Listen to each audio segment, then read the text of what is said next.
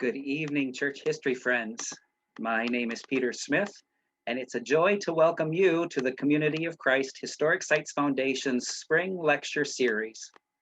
Tonight, we will continue our exploration into the 20th century movers and shakers in Community of Christ history with a lecture called William T. Blue, a Lonely Spokesman for Black Saints. To sign up for our 4-book discussion groups this summer in June, July, and August. Ben Park, Spencer McBride, and David Howlett, and Matthew Bolton are our guest historians who will share the stories behind their books and will answer your questions. It will be a great summer of church history. Of course, all of these books are available now for purchase at the Red Brick Store. The address for the Red Brick Store is also on the screen and in the chats. Now, I also want to take this opportunity to share that we have received $15,000 in spring campaign gifts from our generous supporters over the past 3 weeks. Thank you for helping maintain and preserve Community of Christ historic sites and supporting the continuation of online programs like the Spring Lecture Series. That total also means that there is still $5,000 available in our $20,000 matching pledge from the Board of Directors. Please consider making an online donation or mailing a contribution to support the maintenance and preservation of Community of Christ historic sites and to help us continue to offer online programs like tonight's lecture. Now, Megan is dropping the donations address for those wanting to make an online donation, along with a mailing address in the chat box. Thank you for your generous support as we strive to preserve church heritage. Now, finally, I have the privilege of introducing you to our special guests this evening, Gwendolyn Hawks-Blue and Bill Russell. Gwendolyn Hawks-Blue, a high priest in the Community of Christ, is a member of the Standing High Council and co-chair of the World Church Diversity and Inclusion Team. Gwendolyn earned a BA in psychology from the University of Kansas and an MA in guidance and counseling from the University of Missouri in Kansas City, Missouri. After graduating from the University of Kansas, Gwendolyn moved from Florida to Kansas City. She worked for over 25 years in the field of social services, and her last 15 years of employment were spent as an independent contractor teaching business skills seminars across the USA and internationally. Gwendolyn has been a board member of several community organizations and was on the board of trustees for Park University. Currently, she serves as a board member of the Drum Farm Center for Children and is the secretary of the Greater Kansas City Black History Study Group. Gwendolyn has 3 children. She enjoys being Nana to her 2 grandchildren, traveling, singing, listening to a variety of music genres, and working to complete tasks on her adventure list. Now, William D. Russell has written widely on religion and politics with a special interest in issues of prejudice and discrimination. He served for 41 years at Graceland University as a professor of history, government, and religion on the Lamoni campus. Bill was active in the civil rights movement in the 1960s, including being a co-founder of the Independence, Missouri chapter of the Congress on Racial Equality, or CORE. He graduated from Graceland in 1960 and later received an MDiv degree from St. Paul's School of Theology in Kansas City and a JD from the University of Iowa. Along the way, he accumulated 75 credit hours in history. He is an elder in the Lamoni Community of Christ and has served on World Church committees on racism, prejudice, or peace and justice, and human rights. Thank you both for agreeing to share with us. Now, tonight's lecture will be shared with a slight twist. Barb will be sharing a 20-minute lecture, but using all of Bill Russell's original research. She is literally being Bill's spokesperson. The lecture will introduce you to William T. Blue and include a little bit of the historical context around his story. When she finishes the lecture, she will hand the microphone over to Gwen and Bill to share additional thoughts on the life and legacy of William Blue. They both have a unique perspective of this mover and shaker, and I can't wait to hear from them. Gwen and Bill will share for close to 20 minutes, and then we will open up the floor to the audience for your inquiring minds. So let's take a look at the story of William T. Blue. Barb? Thank you, Peter. And hello, church history friends. As Peter mentioned earlier, much of what I'm going to share today is Bill Russell's research. And a lot of this research and more is included in an article that Bill published in the John Whitmer Historical Association Journal. And I think you all should check it out. Later today or later tonight, Megan will be sharing a link that includes the article title and which edition of the John Whitmer Journal it appears. Megan will also share a website address where you can find that article online, and I encourage you all to check it out. And as Peter mentioned, you may be hearing my voice tonight, or I may be speaking tonight, but it's really Bill Russell's research. I'm just serving as his spokesperson. So if you enjoyed tonight's lecture, you can thank Bill Russell. And if you do not enjoy tonight's lecture, you can thank Bill Russell as well. So let's go ahead and begin with a screen share as we begin to explore the life and legacy of William T. Blue. The 1968 RLDS World Conference was held in Independence, Missouri, the same week that Dr. Martin Luther King Jr. was killed in Memphis, Tennessee. That week, William T. Blue, who you see here, introduced a motion seconded by Dale Vosky that was called Implementation of Racial Brotherhood. The motion passed with minor amendments and was adopted by the conference on April 6th, the 138th birthday of the church, and 2 days after Dr. King was killed. William Blue's resolution read, that this conference go on record as commending those who have moved out with specific programs of compassionate witness of the gospel to all racial and ethnic groups, and to the Negro in particular. The resolution asks that stakes, districts, branches, and members be called upon to reach out with a greater expression of Christian love, to share this message of faith, hope, and brotherhood with all racial and ethnic groups around and among us. That this restored gospel might truly provide a pattern of Zionic brotherhood to the world. So who is William T. Blue, the man on the conference floor proposing this motion 2 days after Dr. King's tragic death in Memphis, Tennessee? William Taft Blue was born March 22nd, 1910, with his middle name that of the Republican president at the time. It's possible the Blue family were Republicans, as were most African Americans until the Depression or later. It was the party of Lincoln back then. Bill's grandfather, Ephraim Blue, was born a slave in the year of emancipation, 1865. Bill reports that during the time when his great-grandfather was still a slave, he was fed in a trough like a pig. But he didn't go to school. He worked for white people, and they didn't appreciate Blacks being educated.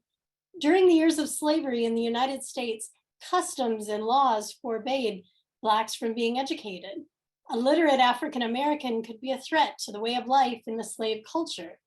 Bill Blue only went to school for 3 years because he chose to work to help support his grandparents' family. He received an 8th grade certificate because he was performing at that level. William Blue's family on the maternal side got their name from their slave masters, the Bookers. As a result, there are Bookers of both races in the church today. When Bill was a child, they held church services in his grandfather's living room and later in his aunt's living room when he was a young adult. In my early years, I wanted to go to heaven when I die, Blue recalled in a 1999 interview with RLDS church historian Mark Shear. So I thought to do that, I would have to be in the RLDS church. My grandmother and all my kindred were members of the church, and there was no question about whether I should join or not. Blue recalls that he learned to read by reading his grandmother from the Book of Mormon, the Doctrine and Covenants, and the church's magazine for children, Stepping Stones. His grandmother insisted that the children make contributions toward the building of the auditorium, the church headquarters building in Independence, which was finally completed in 1958, 3 decades after construction had begun. She would always send their tithing money to independents, even though they were in need of shoes and clothes. Bill remembers a tithing statement of 10 cents. Bill Blue married Carrie Bell Armstrong on November 6, 1932. They had 3 children. William Taft Blue was born in 1934, Robert Alexander, born in 1936, and Gwendolyn Elaine, born 1947, who is with us tonight. Bill was ordained a president in 1947 at the age of 37. After he was ordained to the priesthood, he was asked to offer a prayer at the white congregation, and he remembered that, quote, some of the members resented it, end quote. Soon he was pastor of the segregated Black mission, which was known until 1958 as the Colored Mission. He served as pastor for most of the next 21 years. They were able to move from meeting in homes to a church building when they built the Belmont Street Mission, which was on a different side of town from the large brick church where the white members worshiped. I think I baptized about 20 individuals, Blue recalls. About 14 were relatives. District President Warren Shalin told the Saints Herald editor Roger Yarrington that Brother Blue was doing a wonderful work. And in a 1959 letter to Roger Yarrington, Warren Shalin wrote, quote, we are especially proud of the fine leadership and pastoral qualities of Elder William T. Blue, end quote. Israel A. Smith, church president from 1946 to 1958, once visited in Bill and Carrie's home. As a young man in the Navy, future President Wallace B. Smith preached at the Belmont Street Mission. Some of the white priesthood members came to the Belmont Street Mission on occasion to preach, but these occasions were few. On the other hand, Bill was never invited to preach at any of the white churches. The only white congregation in Pensacola was called the Pensacola branch, while the Black congregation was known as the Belmont Street Mission. Brother Blue recalls that when Black members attended the Pensacola branch, they would designate an area for us to sit. A line or a rope was hung there. Gwendolyn recalls that she felt excluded, being confined to the back of the church. The white saints said it was because of the law. Gwendolyn recalls sitting in those seats which were roped off and wondering if someone representing the law was going to burst into the room if they were not sitting in the designated area. Her father, Bill, didn't believe the claim that the laws required segregation in churches. After all, the First Amendment gives Americans the free exercise of religion, and the Episcopal Church in Pensacola had a mixed congregation. One time, Brother Blue went to hear a missionary who came to the Pensacola branch to preach. The presiding elder called him aside and told him not to sit in the sanctuary. You go back in the hallway where they won't see you. We are trying to do some missionary work among the people. The reasoning was that potential white converts would be offended by his presence in the sanctuary, and a missionary opportunity would be lost. That really hurt me, Blue recalled many years later at the age of 89. Once in the 1950s, Bill drove 60 miles to a priesthood and wives dinner in Mobile, Alabama, with his wife Carrie and his aunt Henrietta Booker. When it came time to eat, he was told, Brother in Blue, you wait until the rest of them eat and we will fix you a table. The 3 of them had to eat in the corner of the church. In order to attend reunions or other church camps, the Blue family and other African-American families would have to go as cooks or custodians. It was permissible under the social mores of the segregated South if Blacks were doing work that servants normally do. Gwendolyn recalled that legally, the premise was that you could be here if you were employed. That was the only way you could mix the races. But the Blue family could not attend as regular campers. Therefore, Gwendolyn and her brothers could only attend church camps if they were accompanied by their parents working as servants at the camp. Gwen will share more about her reunion experiences later this evening. Not all church members had racist views towards people of color. one occasion at the Bruton reunion, camp officials learned that white people from a nearby town planned on attacking the Blue family in a midnight raid. The Blues learned later that church members stood guard outside their cabin through the night to ensure their safety. Sometimes appointee ministers the church assigned to the Deep South were men from the North who were not comfortable with racial segregation. John Darling, Warren Chalene, and Morris Draper are three examples of those who confronted or attempted to address the issues of racism and segregation. Gwen and Bill will share more about these individuals later tonight. In April 1961, William Blue published an article called "A Negro Pastor Looks at Brotherhood." The article appeared in Stride, an RLDS youth magazine of which Bill Russell was the editor for a while. And in 1961, the city of Pensacola and its schools were still segregated 7 years after the Brown versus Board of Education decision had ruled that racial segregation in the public schools was unconstitutional. And so was the RLDS Church in Pensacola. In his article, Bill regretted that the church had been reluctant to face the racial problem, especially on the local and district level, and he noted that he had an excellent vantage point to understand the issue. He said, well, he acknowledged that General Conference Resolution 995 in 1956 is excellent, affirming that the gospel is for all mankind. It knows no distinction of race or color. But he noted that in the church, we do continue to make distinctions along this line, and they result in policies and procedures that illustrate the alleged inferiority of darker-skinned people. He pointed out that while we have segregated congregations for whites and blacks, the US Supreme Court has labeled segregation as immoral. Dr. Martin Luther King Jr. often referred to the 11 a.m. hour on Sunday as the most segregated hour of the week in America. Brother Blue wrote that it is not easy to be a Christian and be a faithful member of the church, but it seems tremendously harder for a Negro in America's beloved Southland. We feel so left out.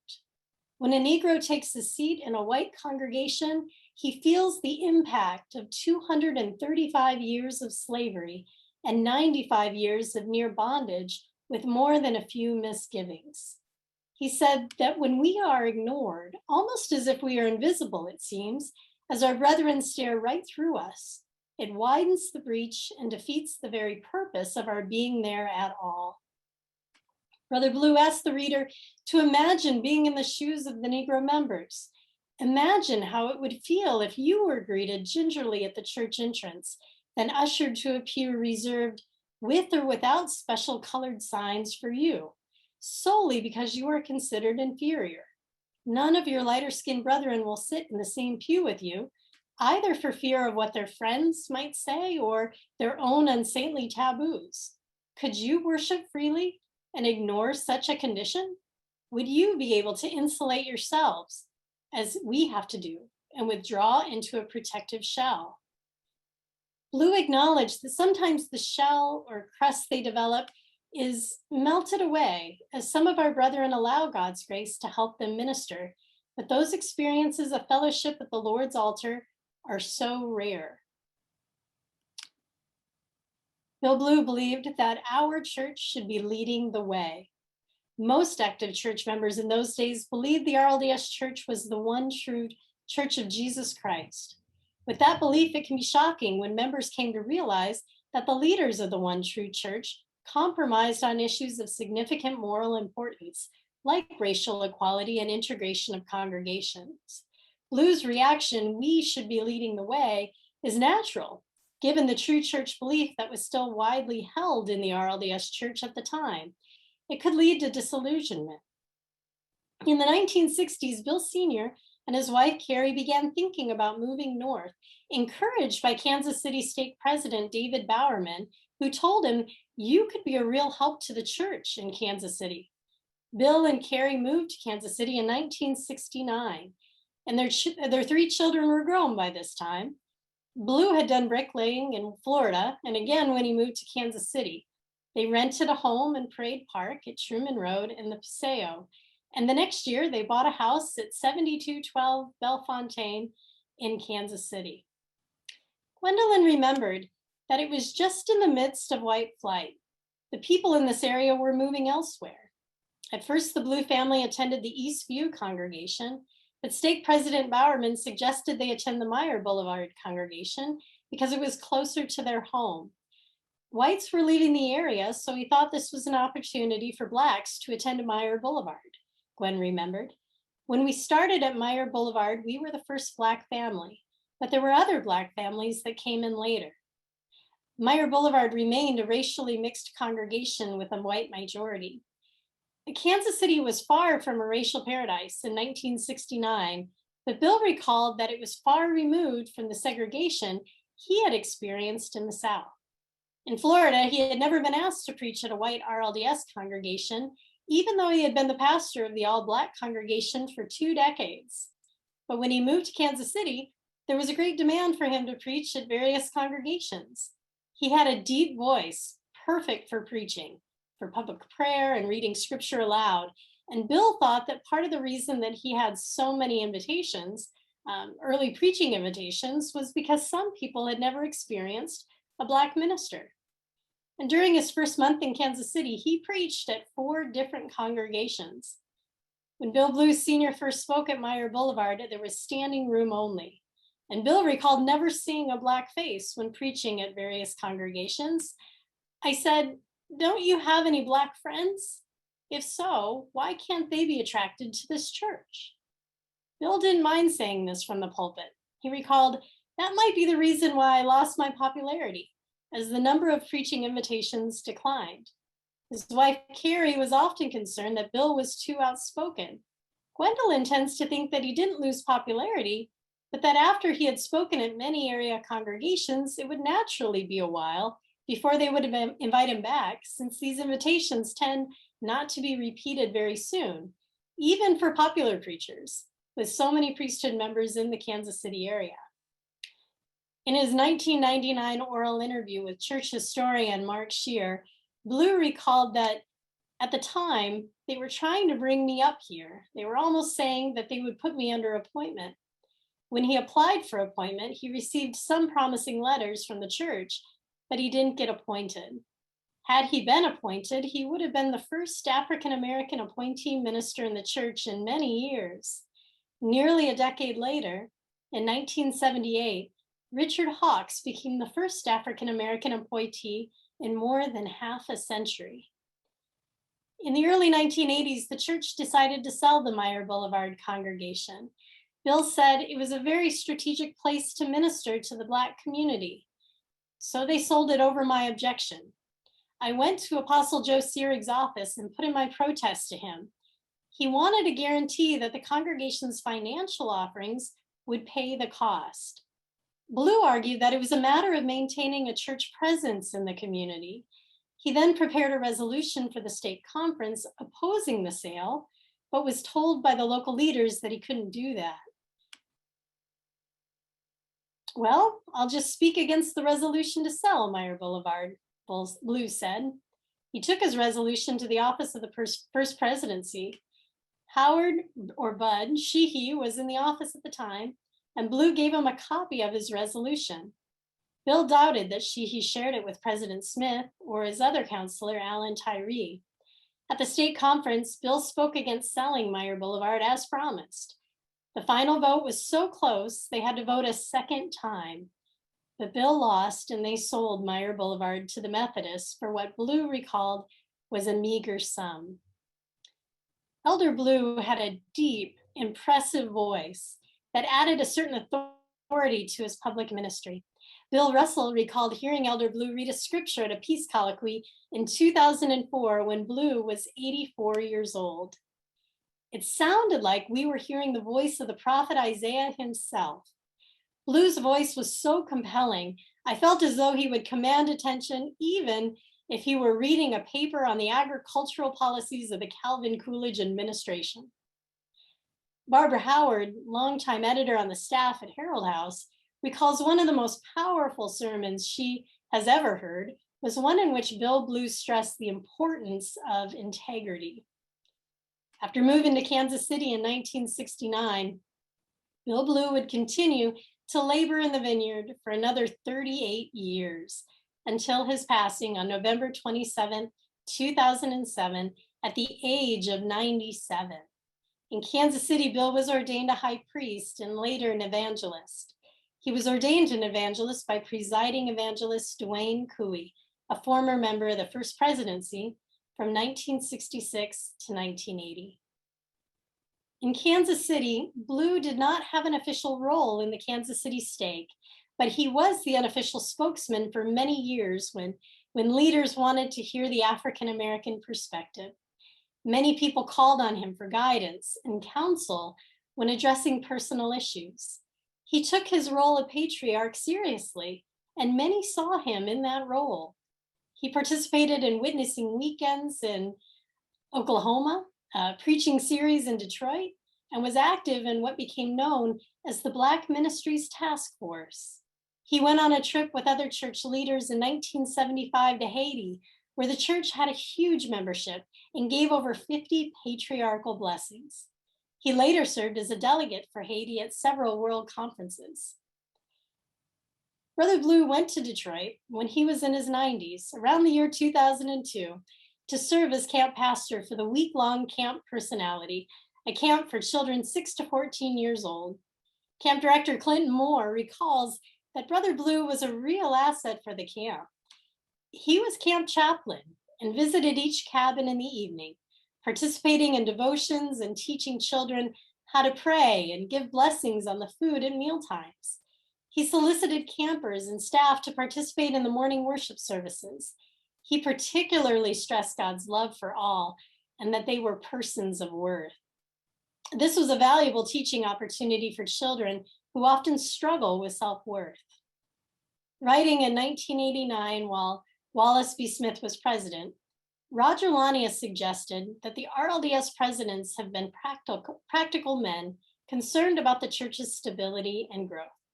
As a result, they have been a little slow to implement racial policy. The reorganization has pursued a divided legacy in race relations, one part emphasizing the ideal and the other the practical.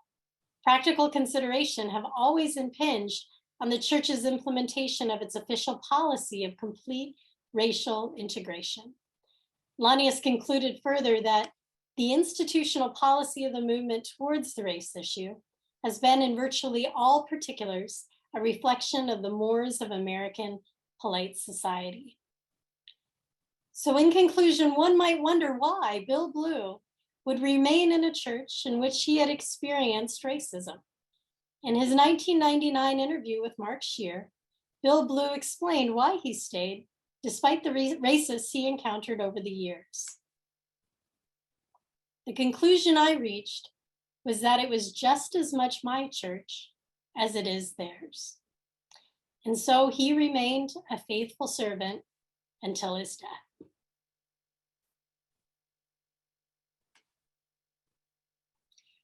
Well, that ends the official lecture. And what's going to begin next is really the heart of tonight's program, where we have a chance to hear from Bill Russell, who did much of this research, and hear from Gwendolyn Hawks-Blue, who is the daughter of Bill and Carrie Blue. It's such a pleasure to have you two here with us tonight. Thank you so much for sharing with us. Since Bill Blue is one of the 20th century movers and shakers in Community of Christ history. And for those in the audience who wish to learn more about him, I encourage you to check out Bill's article in the John Whitmer Historical Association. Megan will post or has posted the title and where you can find the article in the chat. The audience members who are phoning in tonight, feel free to email me afterwards if you're interested in the article or any information. I'm happy to share that with you.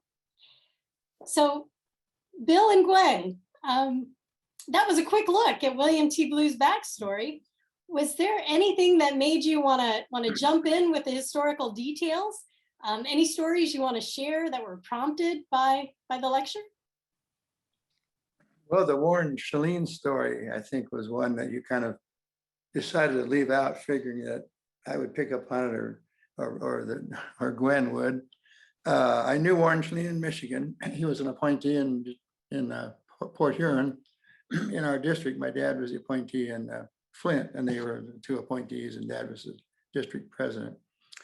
But anyway, Shalene ended up in Pensacola. And one day in the Pensacola News, there was an article about a Ku Klux Klan rally.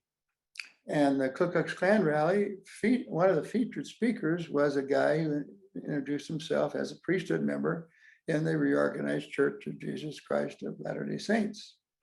And he gave the typical Klan lecture, you know, all the different groups of people he hates, and that's quite a few different ones, you know.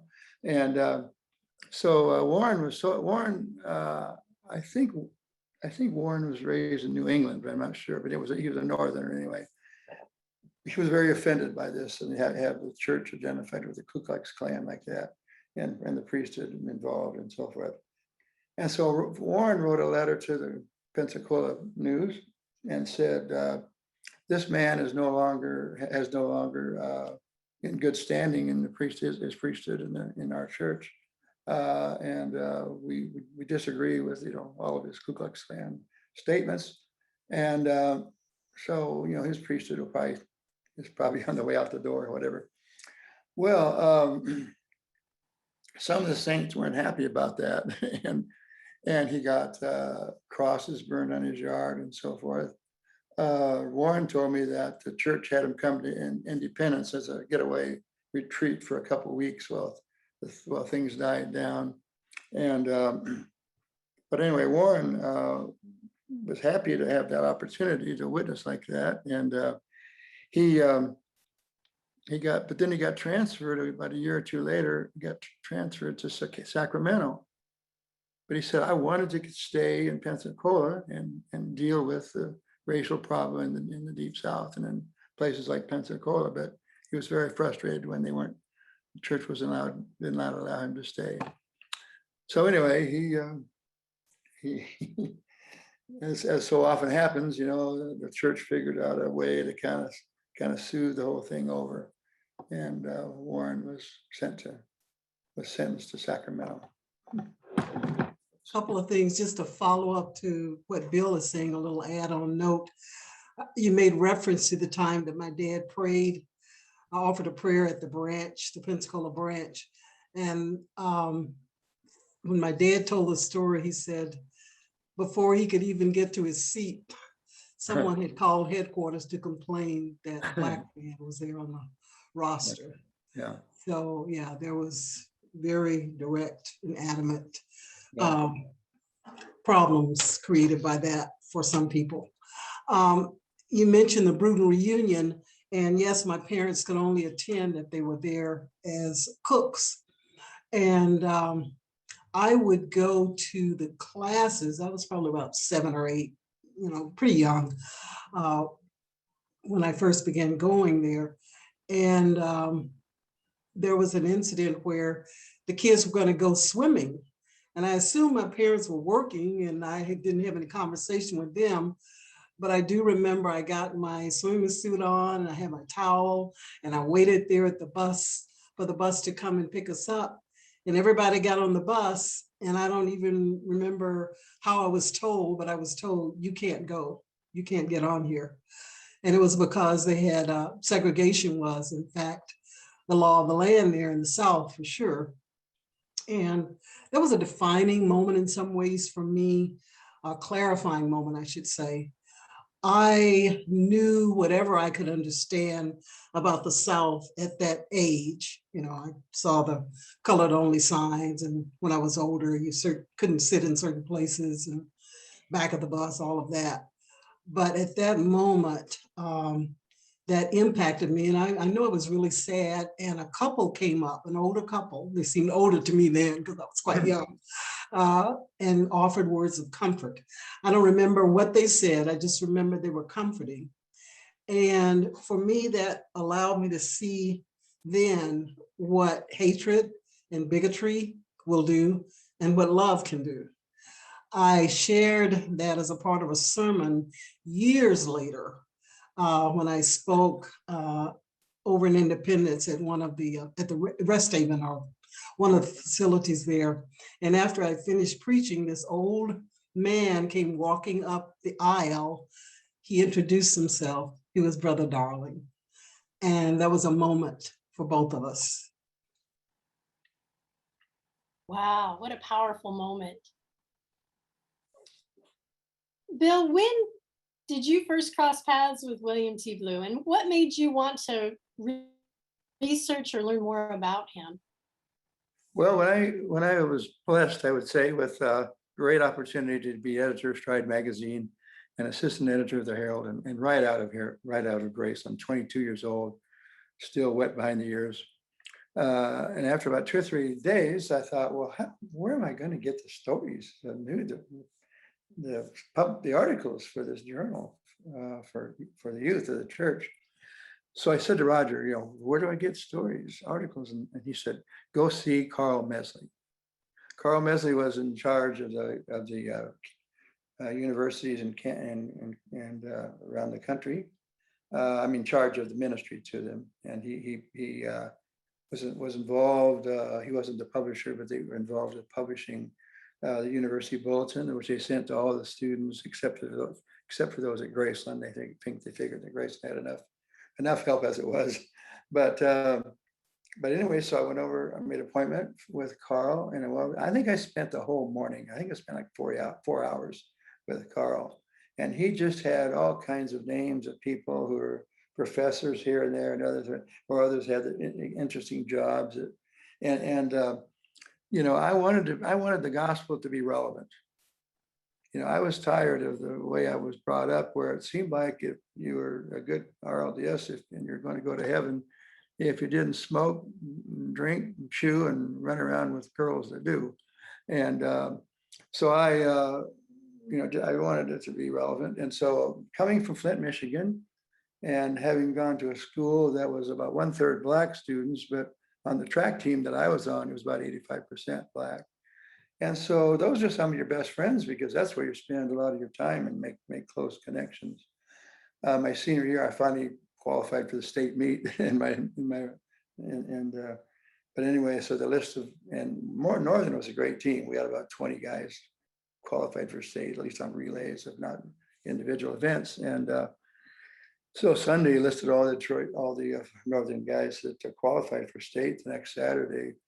And when I got to my table at lunchtime Monday, unfortunately the lunchroom was still segregated by choice. The Blacks sat with each other and the whites sat with each other. And I didn't like that idea, but I didn't see any way I could break it. So anyway, but one of my white friends said, "Bill, do you know that you're the only one?" And I had to think for a minute. I'm the only one. Oh, I'm the only white guy. And I probably would have thought of it pretty soon as to what he was talking about. But it just seems so strange. I mean, these guys have been my buddies for 3 years, as much as 3 years. And I would be thinking of them as somehow separate from me, that I'm the only one of whatever. So anyway, those kinds of experiences at Flint Northern and the rich friendships. I mean, my only regret was I went off to Grace and I lost contact with virtually all my friends from Northern High, Black or white. But there's especially some of these Black kids, I really wish a guy like Curtis Stevens, one of the nicest guys I'll ever know. I regret that I lost track of him. So anyway, here I am in Carl's office, and I said, "Sure, I'm interested in Bill Blue." And so I wrote to him and I said, "How would you understand you're the pastor of a segregated congregation in Pensacola, Florida?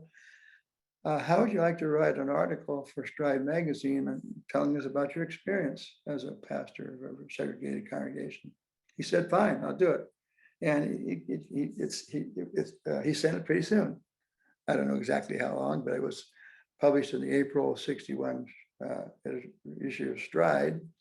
And I'd only been editor about 8 months at that time, or less than that. So it came in pretty soon, because it takes a few months for something to finally be published. I put it in as a lead article. It's the article in the 4 years that I was at Stride that I'm most proud of, because I thought Bill was very candid, and that's what we needed. Now, the funny thing was, I got the article in, I loved it, and I told some of my friends, probably mainly guys over at Religious Ed, like Dick Lancaster, my brother-in-law, and Cliff Buck, and Jim Lancaster, the brother, and Howard Booth and Dick Hughes and so forth. So somehow then the word got back to Arthur Oakman, like was an apostle in that area in the Deep South. So one day the cell phone rings and I pick it up and hello, Brother Russell, this is Arthur Oakman. I said, oh, hello, Brother Oakman, how good to hear from you. What will it be? You know, he said, well, I understand that you've got an article by Brother Bill Blue that might be highly controversial. I said, oh, Brother Oakman, it's a wonderful article. When you get a chance to read it, you'll love it, you know. And I had never thought about the institutional kinds of constraints that administrators have and so on. And so fortunately, he said, well, I probably shouldn't be in the habit of, in the process of reading articles before they're published, but you know, just wanted you to know that there's some concern there. Okay, well, thanks for calling. I'm sure you'll, you know, I said, I'd be happy to send you, I'd be happy to send you a carbon copy. I mean, a copy. That's when he said, oh, I probably shouldn't be in the business of reading articles before they're published. Well, I saw Roger just an hour or two later and told him the story. And Roger says, oh no, never show an article to a member of the First Presidency or the 12 Apostles before it's published. I mean, we publish what we think is the best stuff we've got. And then if they don't like it, they can say so afterward. And then we can negotiate from there. So Roger said there's only one case where he'd ever sent an article to the First Presidency. And that was because it was from a banker in Lamoni, where Roger grew up, who Roger knew him since he was a kid. And he knew he'd have to turn an article down. And he just hated to from the personal relationship. And plus he knew that if the person that turned it down was going to have to deal with the banker. And so the presidency turned him down and they had to fight with the banker for I don't know how long, because he was not an easy man to turn down. So anyway, I was really proud of this article, and Apostle Oakman never called back. So I don't know what his response was, but anyway, Carl Mesley was really a valuable person for me, but I most valued that one article because of my background and well, by this time I was really getting interested in Martin Luther King and the Civil Rights Movement. And was active in NAACP, and I joined CORE in Independence, was co-founder of CORE. So this was a big subject for me, which was the most important domestic issue in the United States at the time. So if I want the gospel to be relevant, I sure as heck got to be able to speak to it. Yeah, thank you, Bill. Gwen, I keep imagining you as a child in a swimming suit waiting to go to the community pool. That had to have devastated your parents, that experience. You had a much more personal relationship with Bill Blue compared to, say, an academic relationship like Bill Russell would have had with him as a research topic. You knew a side of him that not many people knew, and certainly a side of your mother. What can you tell us about the Bill Blue that you knew and the Carrie Blue that you knew? Was your mother as passionate about racial equality as your father was, or did she have her own kind of passions? What was home life like with Bill and Carrie? Well, I'll start with my dad. My dad had several careers. I experienced a kind of joy from all of those and different aspects of who he was. My dad worked for many years as a cook at the Navy Yard in Pensacola, and he would tell stories about the commandant coming in with a white glove and running it by on the instruments, the structure there to see if everything was clean. He talked about fixing food for large numbers of people. My dad was a bricklayer. Oh, and what I remember from the cooking, he would come home and make these wonderful roast beef sandwiches. He sliced the roast beef so thin and a little salt and pepper and a little mayo. So he was a great cook throughout his life, great barbecuer too. He used to say he taught my mom to cook, and she said, no, you didn't. but he was a good cook. I wish I'd watched both of them better. My dad was a bricklayer and then became a general contractor. And as a general contractor, and a Black man during that time in the South, I'm sure I didn't know a lot of the challenges he had to face, but he did build several churches there and he was well respected for his work. I remember something he said to me. He said, "You want to do right even when no one's looking." And that was the way he approached his work too. He was a dad that I knew that was somewhat different from the dad that my two older brothers knew. My dad, I'm sure, was never a bad guy, but he smoked, he drank. He told me he almost tore his hair out when he tried to give up smoking, you know, with cold turkey. And my mom was a very quiet person, but a lot of influence. And I mention that because of the drinking. My mom was a very good girl. She was Baptist when she met my dad. Well, they grew up together actually, but when they were married, she said once she went out and got this bottle of beer and said, "If you're gonna drink, I'm gonna drink." He stopped drinking. When he was called to the priesthood, and this is what he shared with me, he was called the year I was born. So my brothers knew the Bill Blue before priesthood, whom they said was a lot different in ways from the Bill Blue I knew. So what I know is he had a commitment to this faith.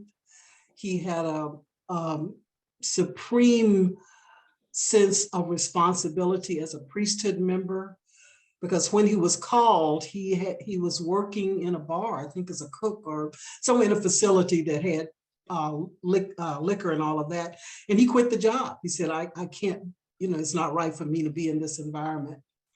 He shared guidance. During my age in that era, all parents didn't talk to children about sex or anything. But I remember my dad saying, decide who you are before you're in a situation and have to make a quick decision. So, you know, that carried over to every aspect of my life. And he shared that kind of guidance to friends of mine. He and my mother both reached out to community members and brought children to church, although none of them, only one young man joined, but they came because of my parents, both my parents, and they took under their wing a young woman that was a very good friend of mine. And when I went to my 50th high school reunion, she reminded me or told me how much my parents reaching out and including her and picking her up meant to her, because she lived in a home with a single parent. And so she didn't have a lot of the resources that my parents had to offer her. My dad was a person who thirsted for knowledge. In fact, he would have several books, reading several books at a time. And my mom would say, well, you can't read all those at one time. But he thirsted for knowledge. He had minimal formal education, but was a well-read man. And I remember taking him to Barnes and Noble bookstore in his 90s. And he said, don't bring me back here again, because he walked out with stacks of books. And Dad saw himself as a bridge builder, which I saw too. He would talk about, on several occasions, looking for the time when the children of the enslavers sat down at the table with those children of those who had been enslaved. And we did that. Peggy Michaels was a friend of ours, and her ancestors were Bookers, the same as mine. And they had a deep and lasting friendship. So anyway, I could go on, but those are the things that when I think about my dad. My mom was very quiet. My dad met no strangers. We were riding on a subway in New York when my daughter graduated, and he struck up a conversation with this young man on the subway, and could speak in front of anyone. My mom really did not want to speak in front of anybody, you know. However, although quiet, she was a very strong woman in her convictions and beliefs. I think major to her was being a good Christian, being a Christ-like person. So that would have been her passion. She was quiet, but I would say they were both strong people in that he didn't, try to push her down. She never had to push against him in order to be the person she needed to be and wanted to be. Yeah. What remarkable people. Oh my Yeah, goodness. they were people too. They had their differences, as I'm sure I know all married couples do, but the uppermost was trying to live up to what they preached. So my dad was definitely a man of integrity, as was my mother, a woman. Yeah, I wish I could have listened to that sermon that Barbara Howard talked about when Bill Blue talked about integrity. A guy named Bill Russell seems to think that you are continuing your father's passion for justice and equality. And you certainly are a leader as co-chair of the World Church Diversity and Inclusion team. Do you see yourself as someone continuing your father's legacy in some ways? I think we both were committed. My dad was committed, and I am committed to the same things. I don't necessarily think of myself as trying to follow in his footsteps so much as we had a shared commitment to, and I'm sure I was inspired by what I saw him do. A scripture that he would use sometimes, and I really like it myself. I think it was Queen Esther, I hope I get the right person, who said, I'm here for such a time as this, standing up for our people. And I think that has been a role that I have assumed, and I have to be very candid at times. Being the role person, being the one can be burdensome. And there's a sense of responsibility, but also sometimes there's a sense of, must I? But I think a song my dad liked, and which sometimes used in his sermon, talks to what allowed him to continue and what he preached sometimes, and that is not always an easy road. In fact, there are going to be challenges, and you need to know that, so you're not taken off balance when things occur. But the song is, must Jesus bear the cross alone and all the world go free? No, there's a cross for everyone, and there's a cross for me. I think we find joy in the church and joy in the gospel, and we know that there are crosses to be borne. Thank you for sharing. We have a lot of questions in the queue, but I want to give you two the opportunity to share any final thoughts that you want to share before we open up the floodlines with the question and answer period. Is there anything else you want to share before we begin fielding questions?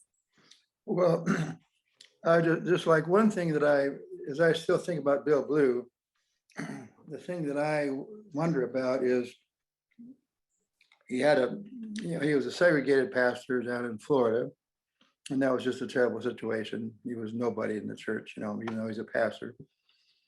But then he comes up to Kansas City, and he's asked out to preach by all kinds of congregations and so forth, and he's asked to do lots of things. So his role in the church is much, much different, and that must have been, very, very meaningful and very, very positive situation for him. So he probably, was really glad to be in Kansas City area instead of the Alabama Panhandle, the Florida Panhandle. But and yet I was aware of the fact that at least this is mainly Independence, which is worse than Kansas City. But when I came down to Independence, I thought, is this Zion? Obviously it's not, but that's from Michigan, and it was kind of hard to be very impressed with Independence. But at any rate, I go to Independence and I discover a lot of the shops and businesses in Independence are segregated. There's 3 bowling alleys. They're all segregated. They're all white only. There's 2 theaters. One of them is integrated. The other one is segregated. And some of the restaurants weren't places you could go to eat and so forth. And Independence schools were still segregated. when I 1961, when I'm not sure why I said 61, but that's when I've been there just a year. And it was 7 years since Brown versus Board of Education, and independent schools are still segregated. I'm not sure exactly when they got integrated, but they were still very much a segregated type of school situation. And and the first presidency was not at all helpful. And so the thing I really like to stress is the fact that on the issue of race, the presidency was not helpful, period. But yet, in the next big controversy on women, there was a revelation from the prophet that kind of settled that issue. And then on gay rights, again, it was the presidents of the church, first Grant and then Steve, just very skillfully brought the church along to where they were ready to sign up. I think a very masterful job was done. I think much better than we did on women. But they both were cases where the first presidency took a major role in the situation. Well, meanwhile, on race, it was not at all from the first presidency. It was from people other than the president. I think like Wilford Windholtz, who just did a lot of work on civil rights in his day, and some of the appointees, but not Wallace Smith. W. Wallace Smith, I'm talking about the old guy. He thought Martin Luther King was a communist, so he wasn't too anxious to help out with civil rights. Paul Wellington was managing editor after Roger, and he would go over to a meeting with the first presidency, and sometimes they'd want him to, why don't you try to sit on that Russell guy and tell him not to write such strong civil rights articles. And Paul would just come back and say, yeah, they wanted me to tell you to cool it, but you just go ahead and do whatever you think you should do. Paul Wellington never tried to slow me down whatsoever. He never edited anything out of my articles, my editorials. So so anyway, W. Wallace Smith, and before him, Israel A. Smith. Israel A. Smith said, well, Wilford Windholtz's resolutions on race that he brings to the World Conference or General Conference, we don't need those. They imply that we have a problem with racism. We don't. Yeah, we would not admit such a thing. It doesn't happen in our church. We just do everything wonderfully. Well, the first presidency, in response to my editorial on Birmingham in the August 1, 63 Saints Herald, published an article. I've got a copy of it here, but anyway, our position on race and color. And it's their attempt really to get back at what I said 2 months earlier. And but the day that this was being distributed to staff at headquarters, I get a call from Walter Johnson of the presiding bishopric, a great guy.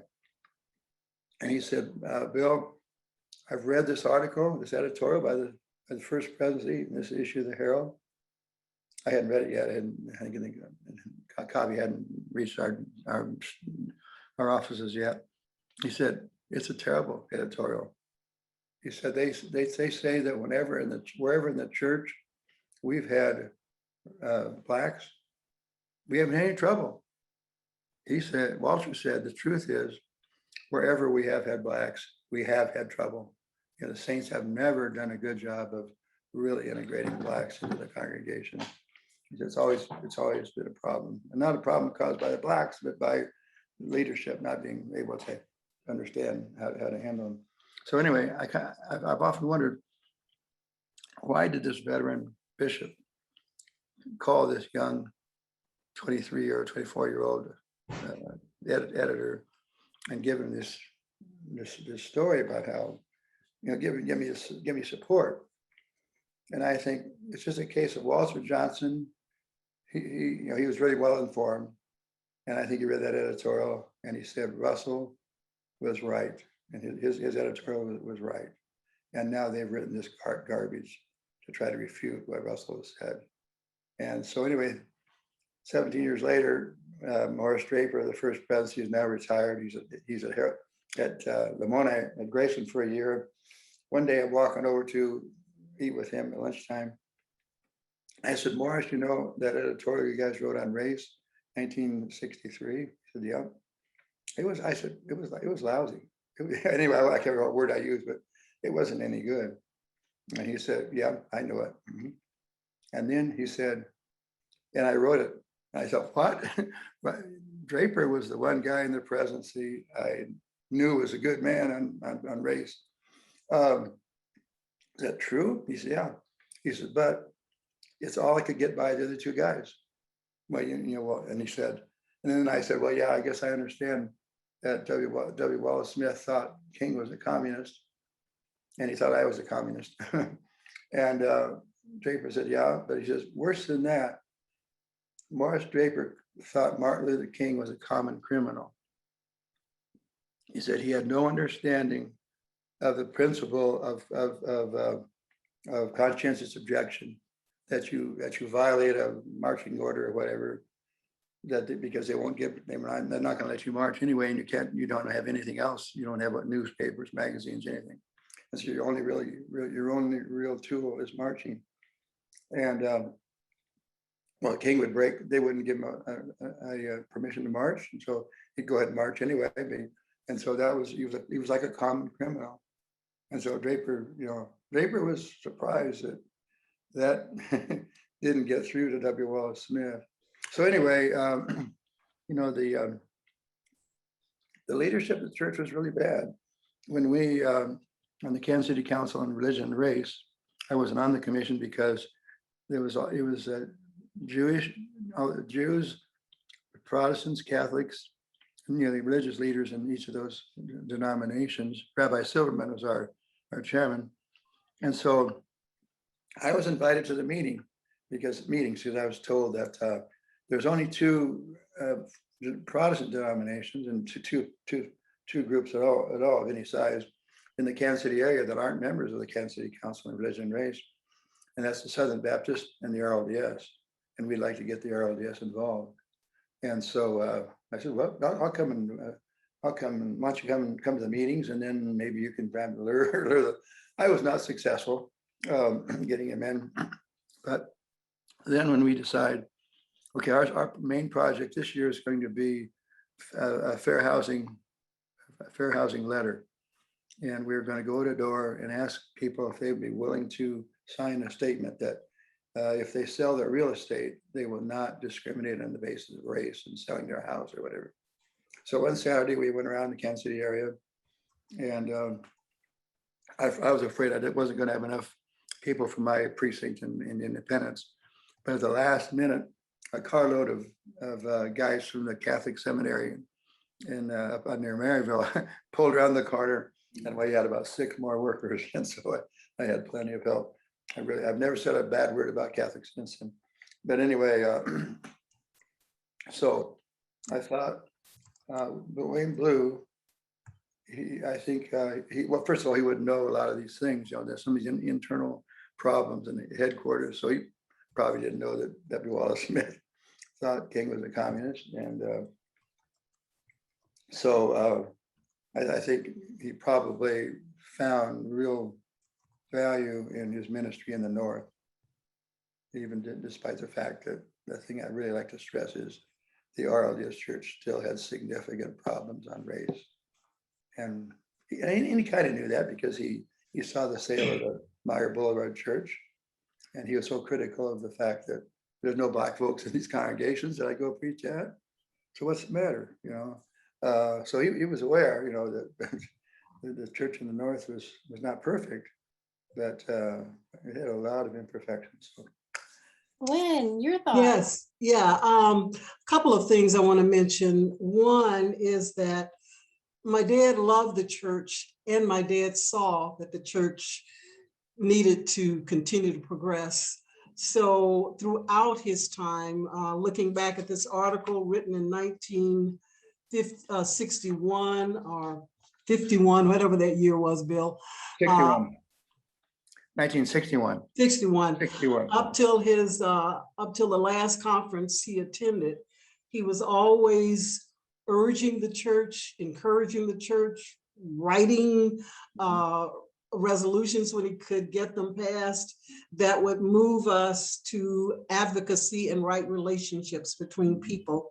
And one of the things that I wanted to share, because it's in his words, in this article, he said, "I believe the bringing forth of the church was for such a time as this. There are problems. There have always been problems, but this challenge to develop racial harmony is one of the world's most acute." He was prophetic in that, I think. Yeah. He also says, "Shall we allow a senseless fear to prevent us from achieving the peace of Zion?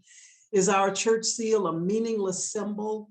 Shall the shed blood of Jesus and all the martyrs, including Crispus Attucks," and Crispus Attucks was the first man to die in the American Revolution, and he was Black, "and Joseph Smith Jr. be in vain?" And he says, "When we can stand side by side as brothers before God, our heartstrings can then be tightened and tuned together, and upon us, our Heavenly Father can play the symphony of love for every ear to hear." My dad was a bit poetic too. Yeah, no, he's a fine man. But I think that was his legacy, that perseverance, endurance make a difference. Those people that didn't want him to go up front and give the prayer at the Pensacola branch, they should have waited. Instead of calling right away, they should have waited and listened to the prayer, listened to that voice and the prayers that he gave. I would think would move a lot of people. Not everybody, of course, but move some people. His mission and vision really resonates for us today. I wish that he was still here, pushing and moving and shaking things up. You know, it's one thing to research history and write about it, but it's a whole nother thing to have lived that history. And you two have both lived that history, and it has been a difficult and challenging history. And I can't thank you enough for carving out time to share with us today your own experiences and certainly observations of William T. Blue. Well, I think we could go on all night long hearing stories about William Blue. And we just want to thank you, Gwen and Bill, for sharing your knowledge of Bill Blue and the impact he made on you and others. And also we send our thanks to Megan, who had to leave early. She is still a student and she had homework tonight. And we thanks so much to Barb as well, Barb, for all you did tonight to make things go so well. It's been a wonderful evening. Lastly, we share our thanks to all of you, our friends in the audience, for your love of a good story and for generously supporting the Community of Christ Historic Sites with your donations. And it's double your donations night tonight. Don't forget that. So thank you so much for your support. Now, I encourage you to tune in next week for our last lecture in the spring lecture series.